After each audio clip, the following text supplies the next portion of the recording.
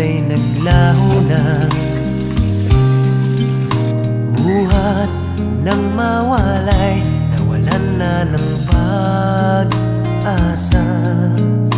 Lungkot at pagkalumbay ang lagi kong kasama. Masikip sa dibdib